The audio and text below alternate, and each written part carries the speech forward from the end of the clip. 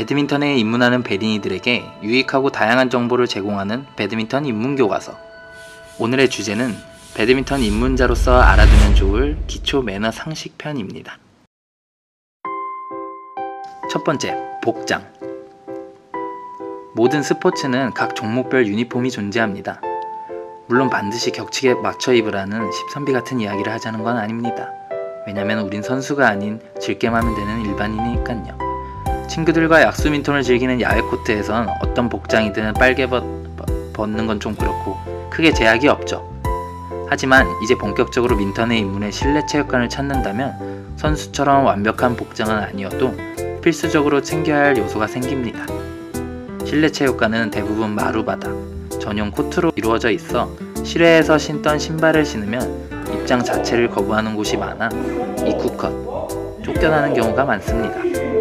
따라서 필수적으로 배드민턴화, 농구화 등 실내 전용 운동화를 필요로 합니다. 대회가 아닌 이상 의류는 상대적으로 자유롭게 착용해도 되지만 움직임이 불편한 사복은 본인에게도 손해이니 웬만하면 운동복을 입어주시면 좋겠죠? 두 번째, 준비 운동. 모든 운동 전 필수인 준비 운동은 하지 않는다고 해서 쫓겨나거나 할 일은 없습니다. 오직 자기 자신을 위한 요소죠. 그렇다 보니 빠른 게임을 원하는 분들은 바로 들어오라고 러브콜을 보낼 수도 있습니다. 하지만 이는 시즌 아웃으로 가는 지름길이니 간단한 몸풀기라도 반드시 하고 본게임을 들어가는 것을 권장합니다. 배드민턴에선 특히 자주 부상을 당하는 어깨, 무릎, 손목 위주로 풀어주면 더욱 좋겠죠?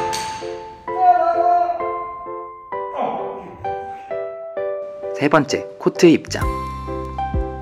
야외 민턴과 달리 실내 배드민턴장에 입문하면 가장 난감한 상황은 우린 언제 칠 수 있지? 바로 코트 입장 순서입니다. 실제로 동호인들 사이에서도 다툼이 자주 생기는 원인이죠. 실내 체육관의 입장 순서는 운영 방식에 따라 다양하지만 가장 보편적으로 이용되는 방식은 콕 걸기입니다. 체육관에 따라 코트 중간 사이드 끝 바닥에 순번이 적혀 있다면 세 콕을 세워두고 순번을 기다리면 됩니다. 마치 오락실에서 동전을 걸어두는 것과 같이 말이죠. 보통은 코트 바닥에 아무것도 적혀 있지 않은데 이때 네트 아래 한쪽 사이드 끝 쪽에 새 셔틀콕을 쌓아두고 다른 대기자 셔틀콕이 있다면 그 옆에 세워줍니다. 셔틀콕은 반드시 새 걸로 걸어두며 헝콕을 걸어두면 버리는 콕이라 생각하여 인정하지 않을 수 있으니 유의해주세요. 네 번째, 경기 전후 인사. 스포츠에서 인사는 당연한 매너라고 할 수 있죠. 먼저 게임을 시작하기 전 상대방과의 인사로 시작합니다. 복식으로 진행될 경우엔 파트너와도 가볍게 파이팅을 합니다. 인사 방식은 악수, 라켓 터치, 목례 등이 있는데 보통은 시작 전 멀리서 인사를 가볍게 나누는 것이 일반적이죠. 경기가 끝난 후에는 복식일 경우 파트너와 먼저 인사하며 상대팀과 서로 네트에 다가와 인사를 합니다. 인사 방법은 네트 위로 손터치, 악수 또는 정말 사랑한다면 포옹?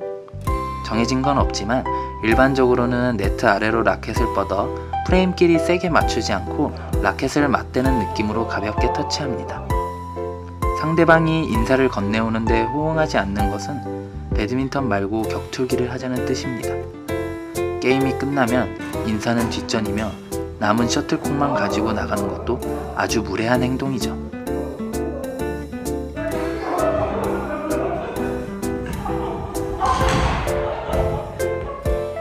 다섯 번째, 게임을 위한 셔틀콕 준비. 정식으로 게임을 하기 위해선 반드시 새 셔틀콕을 준비해야 합니다. 셔틀콕은 반드시 거의 털로 이루어진 콕을 준비하며 한 번이라도 사용했던 셔틀콕은 절대 사용하지 않습니다. 굳이 쓰겠다면 격투기로 종목 변경을 추천드립니다. 문방구에서 구매하는 고무공이나 플라스틱 콕은 실내에서는 취급하지 않습니다.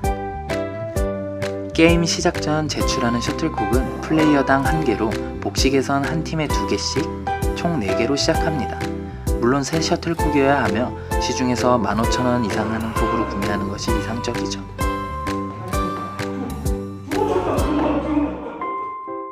여섯 번째, 셔틀콕 교체하기. 경기를 하다 보면 날개가 빠지거나 찌그러져 금세 셔틀콕이 치기 불편할 정도로 망가질 수 있습니다. 이땐 새 셔틀콕으로 교체를 원한다면 랠리가 끝난 후 상대방에게 동의를 얻어 콕 변경을 할 수 있습니다. 콕을 변경할 때는 모두의 동의를 얻고 바꿨다는 확인을 시켜주며 혼자서 몰래 변경하는 행동은 하지 않습니다. 심판이 있는 대회에서는 양 팀의 의사가 엇갈릴 경우 심판에게 동의를 얻어 심판의 선택을 존중해 따릅니다. 이제 입문한 베리니 분들은 셔틀콕 상태가 판단하기 어려울 수 있으니 제한을 기다리는 것이 좋겠죠. 7번째, 인아웃 판단. 베린이나 구력자나 상관없이 가장 많이 다툼이 생기는 상황이죠. 셔틀콕이 인아웃을 명확히 판단할 수 없는 애매한 상황이라면 항상 제스처로 상대방에게 확인을 시켜줍니다.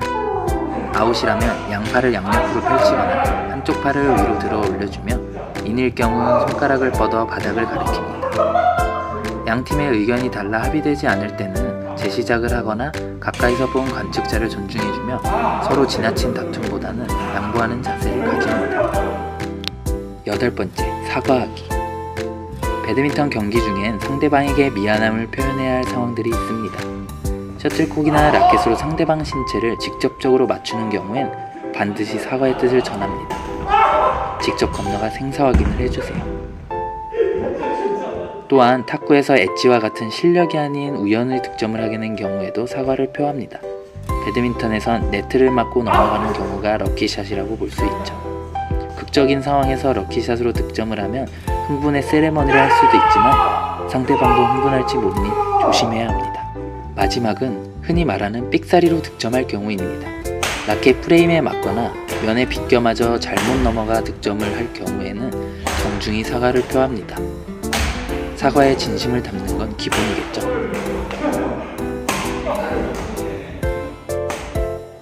9번째, 랠리 후 콕 넘겨주기. 오늘의 주제 중 가장 중요하고 알아두면 좋은 내용이라 생각됩니다.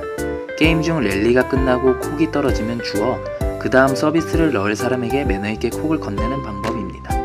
손에서 손으로 직접 건네주거나 손으로 던져주는 방법 모두 가능하지만 빠른 게임 진행을 위해 코트 건너편에서 라켓으로 전달해주는 것이 일반적입니다.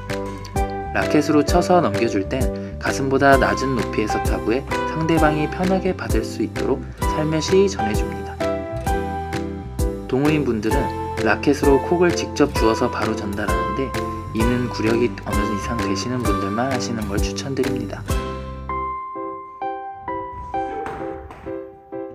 베린이라면 최대한 상대방이 쉽게 받을 수 있게 전달합니다. 단식 선수들의 경기에선 종종 네트 아래로 콕을 건네주는 장면이 나오는데 우리는 웬만하면 그러지 않기로 해요. 또한 상대방을 의식하지 않고 치거나 콕을 높은 위치에서 타구해 강하게 주는 것, 성의 없게 대충 넘기는 행동은 절대 하지 말아야 합니다. 그 밖에 지켜야 할 것들과 하지 말아야 할 행동들. 게임 중 랠리가 끝나고 콕이 네트 근처에 떨어지면 양팀 서로 미루지 않고 콕으로 다가갑니다.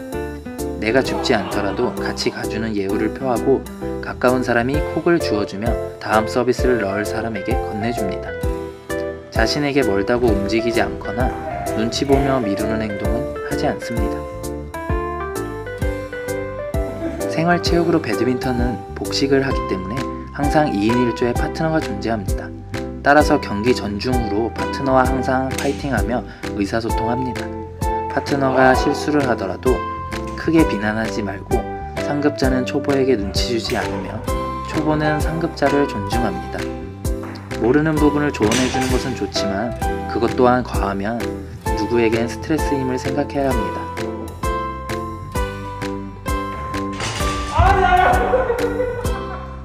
게임 중 셔틀콕이 바닥에 닿기 전까지는 인아웃을 미리 판단하지 않으면 터치해서도 안됩니다.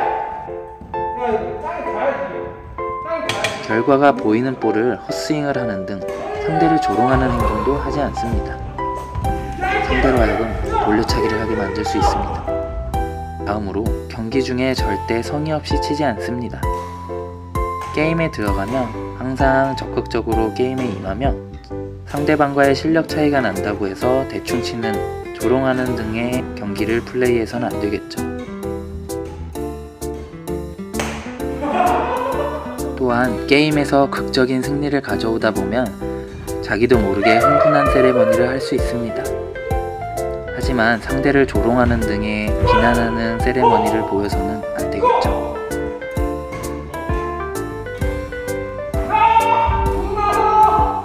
배드민턴 입문교과서, 오늘 준비된 내용은 여기까지입니다. 구독과 좋아요는 큰 도움이 됩니다.